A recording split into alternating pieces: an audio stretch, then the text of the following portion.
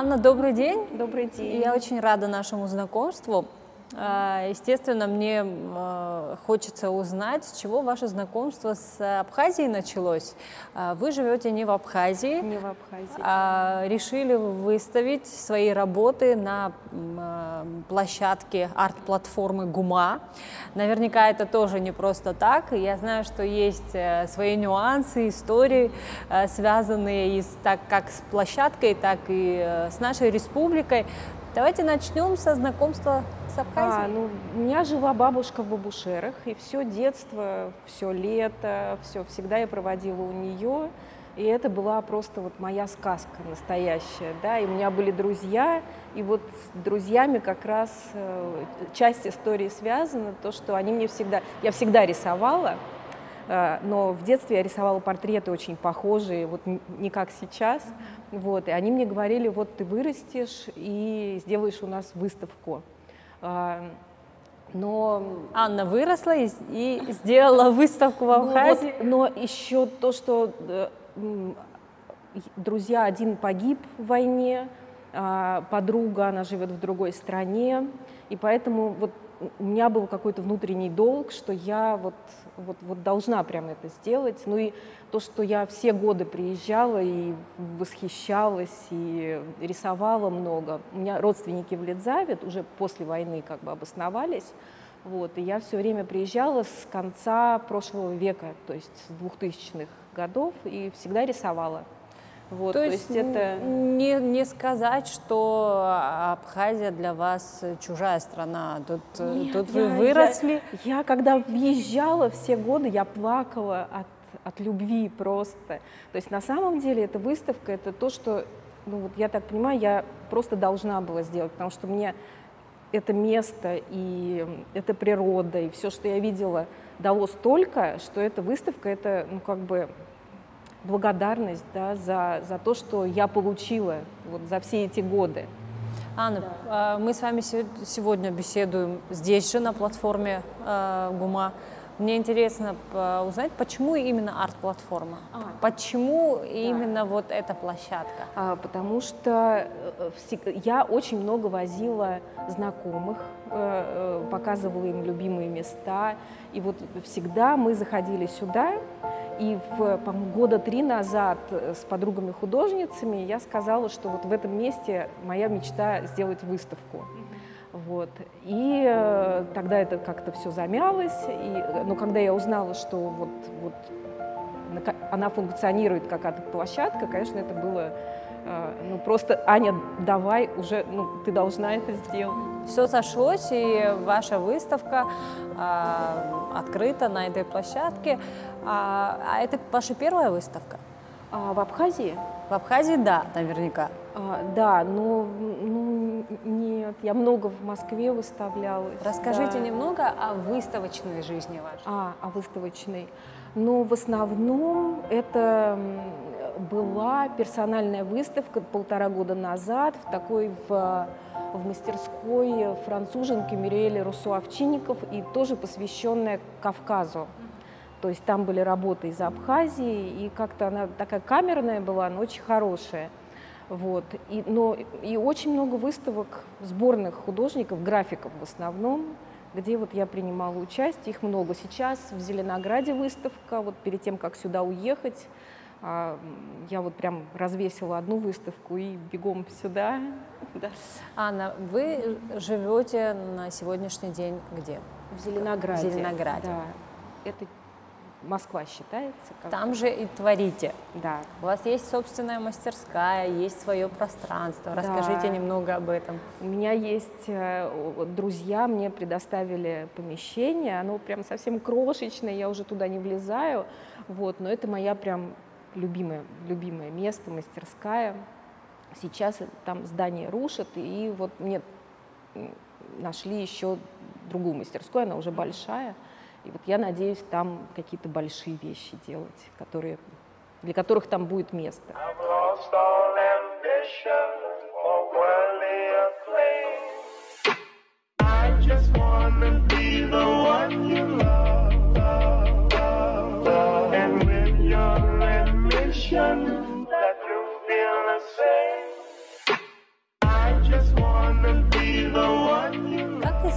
искусство пришло в вашу жизнь? Вы сказали о том, что вы с самого детства рисуете, да, то есть предпосылки были всегда, но когда вы решили серьезно заниматься этим делом? Ой, мне все говорили, ты будешь художница, ты будешь... А я так любила лошадей и говорила, нет, я буду заниматься лошадьми. Вот, но в итоге, то есть я все время рисовала, поэтому и у меня родственники художники, которые мне вот какие-то наводки давали. Да, и в итоге поступила в полиграфический институт на художника-графика. Вот как бы, ну, я просто вообще больше ничего не умею. Вообще. И всегда, если какое-то затишье, то есть я вот не знаю, что делать, я всегда возвращаюсь с новым каким-то дыханием, все к тому же. Да. Что для вас творчество, что для вас искусство?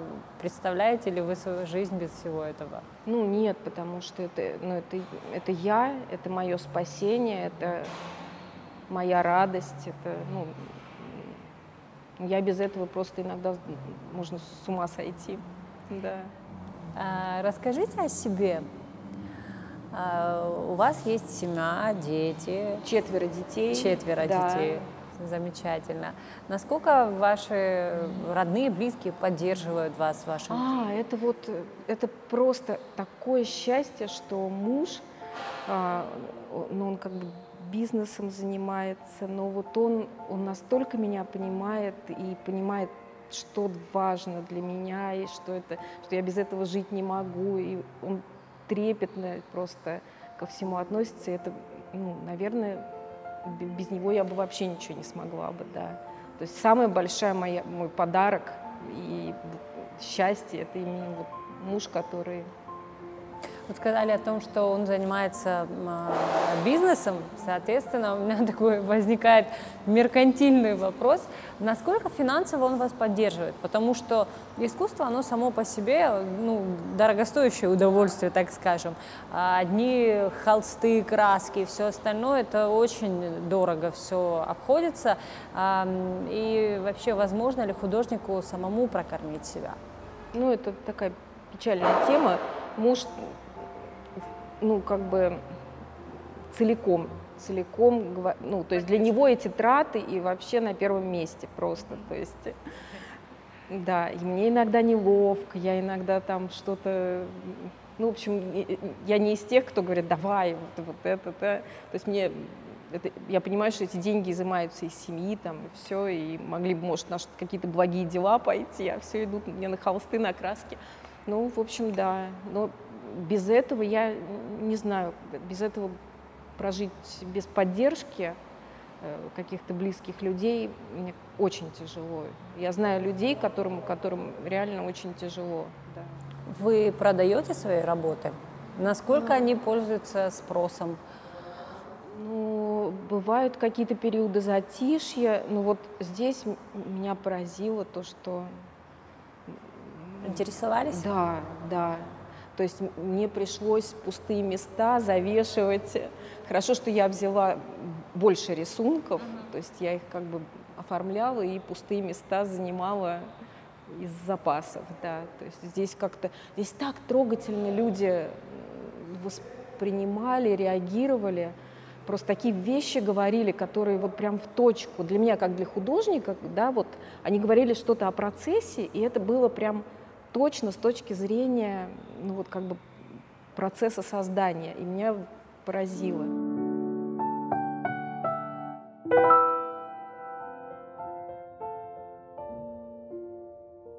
Это кинотеатр Бабушер, в пансионате Бабушер. Я там в детстве кино смотрела и танцевала на дискотеке. И это, на самом деле, это монотипия в чистом виде, без дорисовок. Да. Тут что-то про свободу. Да, это море, птица. Но здесь вот я про монотипию, да, можно сказать? Да, да, это как бы отпечаток с пластика на бумагу. И иногда он прям получается и складывается, и не требует никаких дорисовок, доделок. А вот здесь немножечко карандаш, еще, да. Но вот так редко получается. Это надо прям ну, вот такие монотипии, которые раз и все, они крайне редко и не складываются. повторить. И не повторить, да, это единственный отпечаток. Из всех печатных техник, там, афорт, литография. Анна, вы же также занимаетесь и керамикой. Ну да. А мы об этом и не рассказали. Расскажите нам немного. Вот это ваша это работа, не совсем, нет? Да, это моя работа, но тут с кружевами. Ага. Она такая. То есть это не в чистом виде керамика, мне все время хочется что-нибудь изобретать. Ну, тоже такой творческий подход, Да. неординарный. Не остановились на одной керамике, еще и решили и дизайн придумать. Да, такое, да. Как давно вы занимаетесь? Керамикой вообще, если вот как бы вот монотипе и графика там, не знаю, 100 лет, вот, то керамика года 2 всего, года 2. Но керамика, она у вас тоже нестандартная, по-видимому. Stepped into a dark ride with cigarette smoke, feeling alright. The sky looked like black glitter. Tonight you'll be a winner. You said that Керамика — это вот, ну, как бы классическая керамика с обжигом, глазурями. Это вот по центру большие, да. Да, и мне все хотелось такое сделать, ну, керамику одичавшую. Да, такую. когда я говорила Да. про нестандартность, я именно вот про вот эти работы говорила. А это вот в прошлом году, это не обожженная глина, это я вспомнила, вот как раз тоже в Бабушерах мы делали секретики. Ну, то есть какие-то фантики, бумажки, что-то такое, и под стекло, потом засыпали землей, потом можно было подойти и посмотреть, что там внутри. И у меня много сокровищ в мастерской. Это вот там, такой своего рода привет из детства? ну, привет из детства, и, ну, можно сказать, да. И это вот, ну, вот сокровища, это осколки бабушкиных чашек, есть маленькие камушки из дворца Смецкого, да, вот, из разных мест Абхазии, есть там тряпка из Италии, есть сахар из Дагестана. В общем, и все это мои сокровища, из которых вот в какой-то момент мне захотелось сделать такие. Невероятная ваза, правда? Сколько времени ушло на подобную работу? Ой, это удивительно быстрая. Она была просто прям раз и сделана. Вот эту я делала месяц. То есть разница огромная во времени. А это что? А это, ну вот у меня как бы, это есть все тоже про Абхазию. ваза? Мне Не хотелось, ваза? это ваза, но мне хотелось и вот что-то, чтобы прорастало, чтобы меняло форму. Ну вот как вот с этой. Это как ваза, которую камень съедает или как-то камень прорастает в вазу. А здесь про что история? Может, это сталактиты. Мне сложно сказать. Это чисто визуальная, как бы, визуальная идея, да.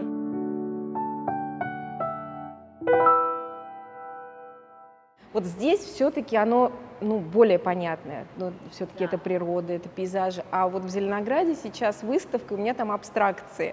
И первый посетитель посмотрел, сказал: это каля-маля. Что вы вообще? И очень, ну, с абстракциями такая история, что, ну, как бы, может, ты не будешь это рисовать. Пища для размышления. Да, каждому. я не понимаю, что ты хотел сказать. И он сказал, и так как это был первый посетитель, я пошла домой и ревела. Вот, а потом, ну, как бы, ты понимаешь, ну, это твое, это ты делаешь, ты понимаешь, почему. То есть, ну, и не у всех есть насмотренность, это Конечно, нормально. Да. Конечно, Это но нормально. всегда есть такое авторитетное мнение. Это те же искусствоведы, люди, у которых насмотренность уже есть, как вы выразились, люди, понимающие, разбирающиеся, возможно, далеко не искусствоведы, но как бы знающие дело. Вот их мнение. Конечно. Каково их мнение? Какие отзывы чаще всего вы получаете? Ну, тут сложно сказать, но меня, ну, говорят, конечно, там хорошие вещи. Может быть, надо, я вот думаю, надо попросить плохое говорить почаще, чтобы какую-то корректировку делать. Но так. Первый человек, которому вы показываете свою готовую работу? Муж. Муж, дочь, она тоже художник. Да, и я очень им доверяю, просто очень-очень. У нас, честно, я всегда знаю, что я сделала. Ну, то есть открытие это для меня или это банальное повторение. То есть вот если я сделала открытие какое-то изобразительное, это вот это Они счастье. откровенно, открыто об этом говорят, когда замечают какие-то недочеты на их взгляд? Да, да, иногда не совпадает, тогда я дико злюсь, вырубаю связь. Ну, так, да. Ну, в общем, У вас 4 детей, из них одна дочь. Две дочки, Я да. имею в виду дочь, которая занимается живописью. Да. Ну, не А живописью, остальные- она сначала была в современном искусстве, теперь в иллюстрации, да. Здорово. Остальные не интересуются ли этим направлением? Сын вообще учится на прикладного математика. Да. Полная противоположность. Другой Хотя сын. принято считать, что математика — это тоже творчество. Ну, он что-то такое видит, да, в цифрах, все. Ну, у меня все, ну, как бы физики, инженеры в семье, то есть с одной стороны художники, а с другой стороны такие все. Анна, принято считать, что после рождения детей, ну, особенно первого ребенка, после того, как женщина становится матерью, многое меняется в ее жизни, в ее сознании, восприятии мира и так далее. Помните ли вы этот момент, этот период, насколько вы сами изменились, насколько изменилось ваше творчество, ваши подходы, взгляды, возможно, на какие-то определенные вещи, именно вот в творческом ключе? Ой, я была в каком-то ступоре и делала очень аккуратные иллюстрации, такие милые, аккуратные. Я вот только сейчас я понимаю, это настолько не мое, вот это вот, ну, такая вот прям аккуратная милота. То есть, ну, вот то, что я пришла к таким вот таким немножечко диким пятнам, вот это, в этом я себя чувствую великолепно. То есть я долгое время, пока были дети маленькие, я занималась детской иллюстрацией. Вот. А потом, боже, думаю, на что... А насколько вы продвинулись в этом, вот, в иллюстрации детской? Ну, такой хороший очень журнал «Кукумбер», там очень много московских хороших иллюстраторов, художников работали, но и там можно было прям понемногу работы брать и совмещать с детьми, то есть это было очень удобно, я по ночам рисовала. Вот. Еще в издательстве Мещерякова несколько книжек оформила, да. Ну, то есть... Чему учат дети вас? Чаще же принято считать, что взрослые учат своих детей. Дети меня учат, во-первых, смешно сказать, не выпендриваться. Если меня заносят, они мне говорят: мама, стоп. То есть звездная болезнь вам не грозит? Нет, меня тут же отсекают, да. Да. И они учат, и в то же время они учат уверенности. Они мне говорят: ты взрослый человек, почему ты стесняешься? Ну, то есть, с одной стороны, они меня как бы приводят к середине. Когда я начинаю там мучиться, я там не то, я не это, они мне говорят, что ты — это ты делаешь то, что ты делаешь. Хотели бы вы, чтобы ваши дети продолжили ваше дело? Я хочу, чтобы они делали, что они хотят. У меня никаких на это что-то амбиций, то есть вообще. То есть дочка рисовала вообще как хотела. Вы не будете против в любом Нет, случае? если это в удовольствие, если это то, что их душа просит. И у вас есть знакомые художники в Абхазии? Есть ли люди, с которыми вы поддерживаете отношения? Мало на самом деле, потому что я вот долгое время в Ледзаве сидела, до этого в Бабушерах. Анатолий Качалов, мне кажется, он очень талантливый, вы же его знаете, да? То есть это у него работы, это то, что не приобретешь обучением, они искренние такие. Вот открытие от Гурампар, я его видела. То есть я там в Инстаграме где-то видела работу, сейчас пришла на выставку, просто очень он мне нравится. И я посмотрела его ранние абстракции, прекрасные просто, прекрасный художник, да.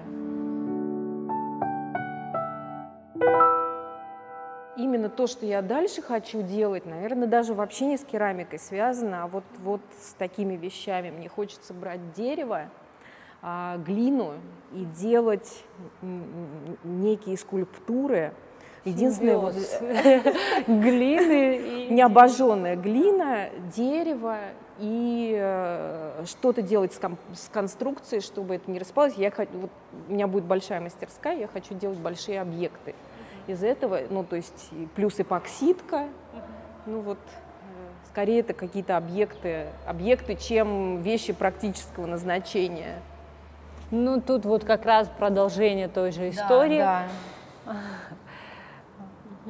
Такое дизайнерское решение. Ну, скорее, да, это такой дизайн, да. И тут очень интересная штука. Ничего, что я тут руками. Ничего, да, все хорошо. Деревья. Да, дерево, небо. У меня вся эта такая небесная часть. Это когда из земли, земля и небо. Небо прорывается отовсюду. Как вы свое направление можете назвать? Есть ли какое-либо определение этому? Нет, я даже как-то вот, я не хочу ни определять, ни называть, потому что для меня очень важно, что я себя чувствую свободной. Ну, то есть вот я делаю это, хочу это. Но мне кажется, оно общим состоянием, да, оно объединяется во что-то, но называть, вот мне говорят, почему нет названия, а для меня название это, для кого-то название это дополнение к работе, а для меня это вогнать себя в определенные рамки. В определенные рамки, То да. есть вы полностью про свободу. Ну да, про свободу и про ощущение себя. Вот кто ты сейчас есть, что ты сейчас чувствуешь, что ты видишь. Вот, ну вот это очень важно про себя что-то понимать и формулировать это в рисунках, в объектах, да. Продолжая беседу на тему ваших работ, хотелось бы узнать немного о вашем направлении. Живопись в чистом виде, в классическом виде, ну, не живопись. Графика в чистом виде тоже не совсем Да, скорее графика, да. Что-то между. Да. А есть ли какое-либо определение этому? Тут тоже что-то свое, личное, что вы не хотели бы не называть? Ну, все-таки это, наверное, вид печатной графики. Ну, то есть все-таки это монотипия, это разновидность печати. Ну, то есть то, что там афорт, гравюра, линогравюра, а монотипия – это отпечаток, но в единственном экземпляре. То есть второй просто невозможен, потому что… А как это технически выглядит? Расскажите немного о самом процессе. Это берется листы пластика, ну, то есть, соответственно, размера бумаги. То есть вот то небо я печатала на огромном пластике. Вообще это в идеале это делается на фортном станке, но так как я везде печатаю, его нельзя таскать с собой, я уже приспособилась нажимать локтем, там как-то даже на каких-то ползаю коленками. То есть это пластик, на нем рисуется акрилом. И он постоянно смачивается, чтобы не высох быстро. Потом прикладывается лист бумаги и, ну, как в любой печати, продавливается. То есть надо прижать, чтобы бумага впитала в себя краску. Как давно вы работаете в этой технике? Это, сейчас скажу, это у меня была книжка, которую надо было иллюстрировать. И я ее решила сделать маленькими монотипиями. И вот с тех пор, наверное, поменялась краска, поменялись размеры, техника, но вот как бы суть осталась. Это уже лет 10-15. То есть легкие пути вы не ищете. Это довольно сложно, энергозатратно, мне кажется. Это очень, да, если честно, да.